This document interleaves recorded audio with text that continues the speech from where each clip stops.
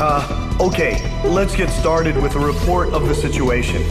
I think our best option under the circumstances would be to head towards Santa Elva. Santa Elva is a strategic location that we have to pass through to get to the capital, Griswold.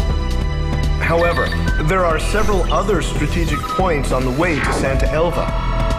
Which points you choose and in what order you do so is up to you.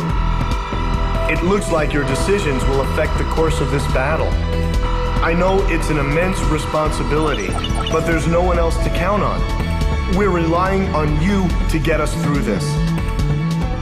It appears that the enemy's Miller unit is gathering at Kingshill. It looks like they're trying to take back Port Patterson. I wonder what they're up to. Next, we have reports that the Allied Davis unit is cut off at Stand Canyon. Gleipnir took off from Puna Base and is currently standing by at Terminus Island. With the long strike range of the Gleipnir, there's not much our forces can do. It appears that the enemy is moving towards Stand Canyon to eliminate our remaining forces. We'll need those remaining forces in our attack on Santa Elva, so I think we should probably send help.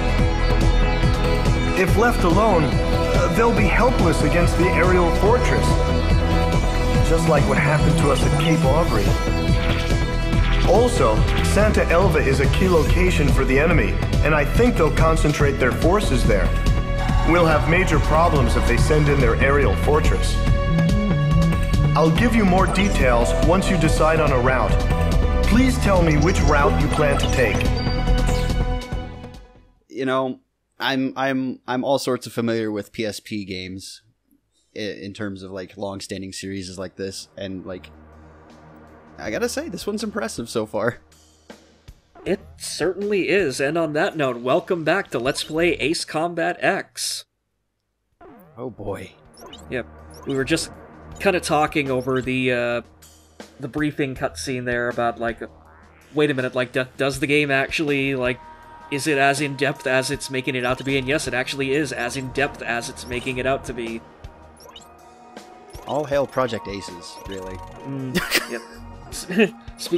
Speaking of which, we also get access to our first not-so-super plane, the Apolis.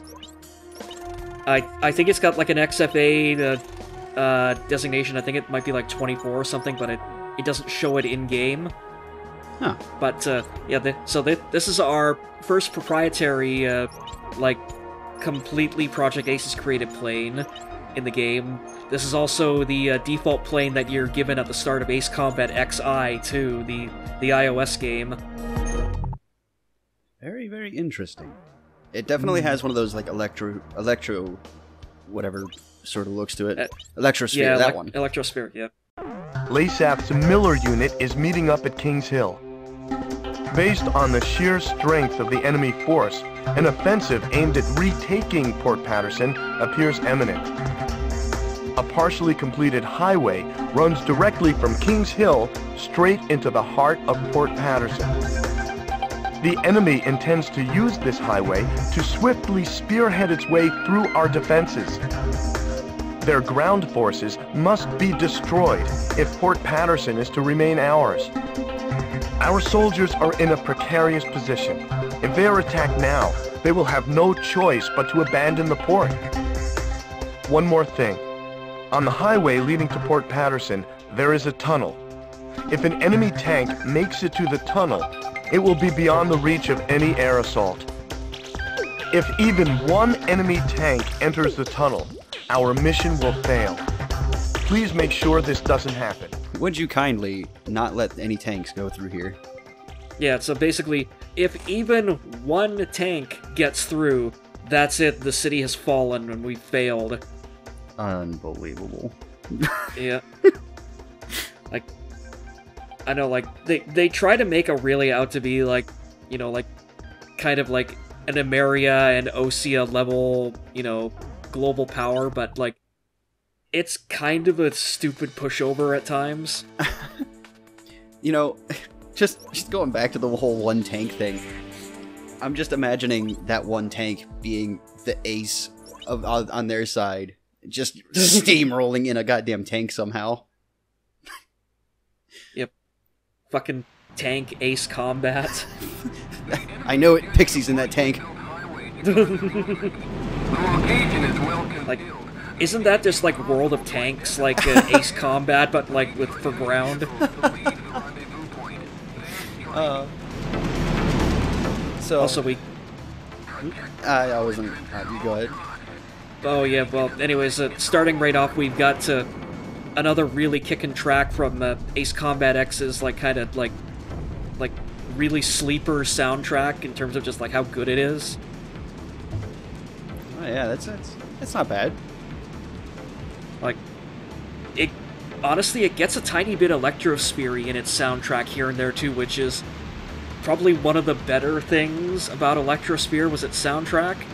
Yeah, I mean, I was kind of gonna say something to that effect. Like, it does sound pretty close to like what I vaguely remember from the Electrosphere LP way back when. Yeah, back when Lunathix and Frozen Treasure were doing theirs. Yeah. Thankfully, this game looks at least like it controls much better. Despite PSP controls. Oh yeah, the single thumbstick and having to use the D-pad for yaw. Like, again, I said this in the first video, but like, thank God I am playing this on an emulator and being able to like remap the buttons so it plays like a proper Ace Combat game. Yeah.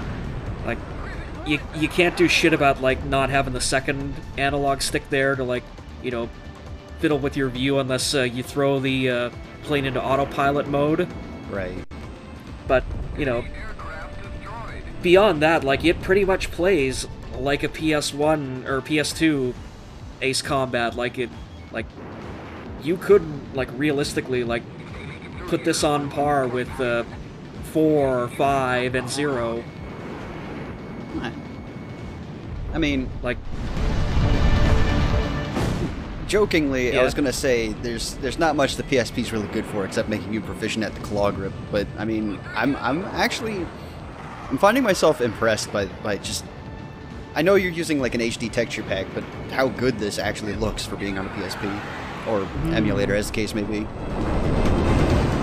Yeah, like, the model work in it was actually really, really well done. Like, you know, like, you could only do, like, so much with texture packages if, like, the models just look like ass. Like, FP and I were talking about, like, the HD Minecraft mod.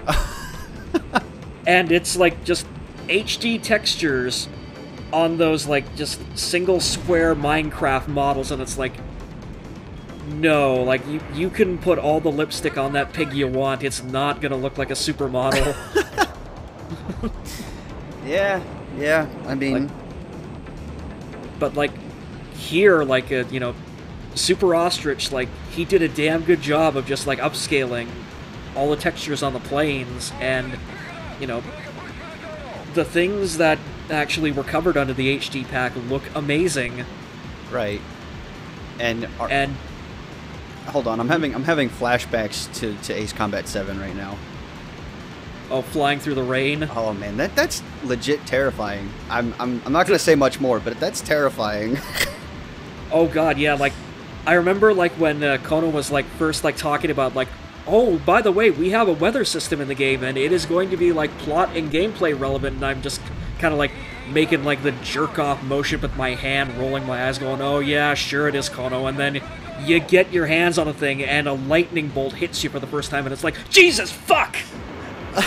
So, my first time through the game, I was playing on hard mode, and, like, I was doing alright, you know, I'm fairly experienced with the series, and then the wind kicks in, and I'm like, oh. It's like, oh, okay, I'm going sideways now, into a mountain, holy shit!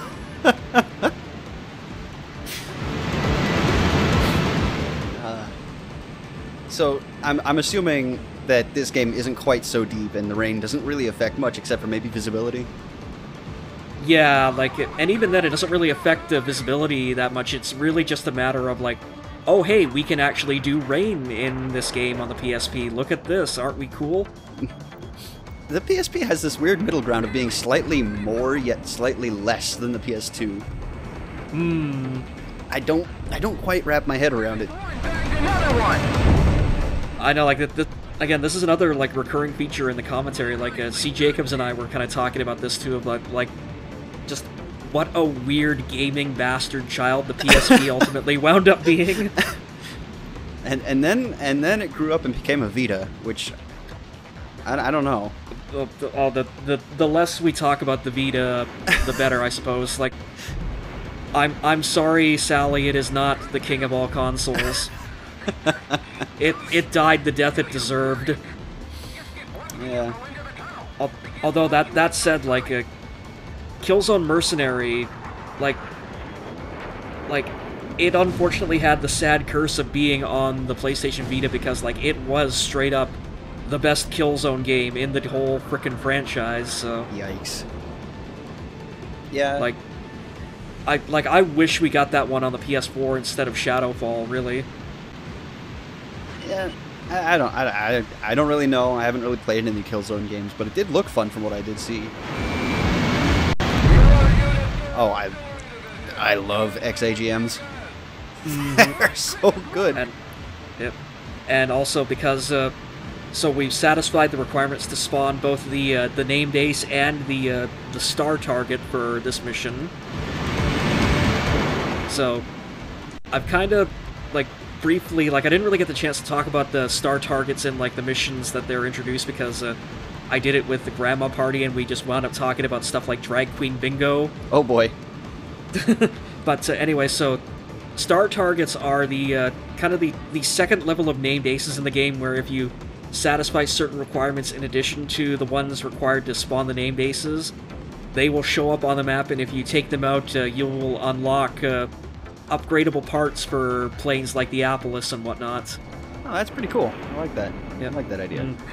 Yep. And here is our named ace for this mission, Rose, and the requirements are basically the same thing for spawning the star target, where you have to take out like 10 actual red targets to get them both to show up.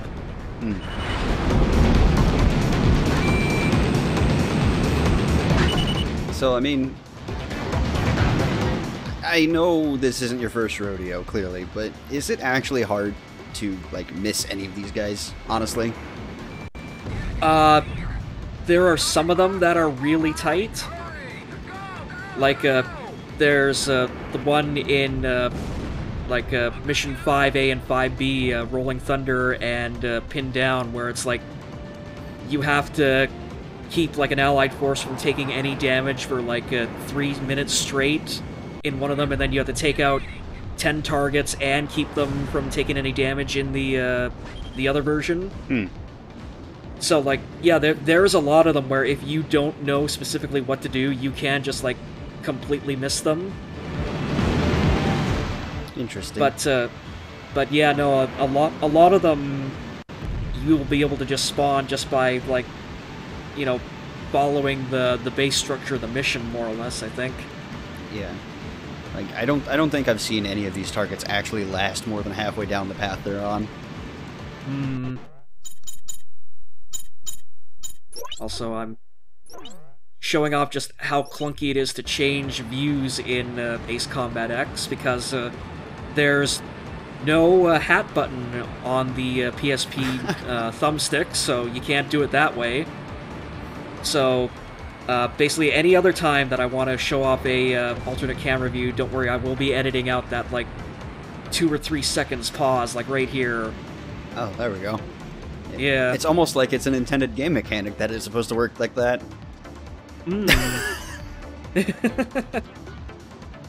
Yep. Like, throughout, like, the Assault Horizon LP that will eventually get posted sooner or later, like, I've done the refrain of Ace Combat on the PC when, you know, shit just goes completely off the rails physics-wise. like, I think I'm gonna have to break out, like, Ace Combat on the PSP for when things just get a little bit too clunky in X. We've succeeded in preventing the Miller unit from invading Port Patterson. Lasath forces are in retreat. Let's hope they've learned their lesson and think twice before trying to take Fort Patterson again. Are they really going to, though? Oh god, no. But anyway, up next, bad timeline. Ooh.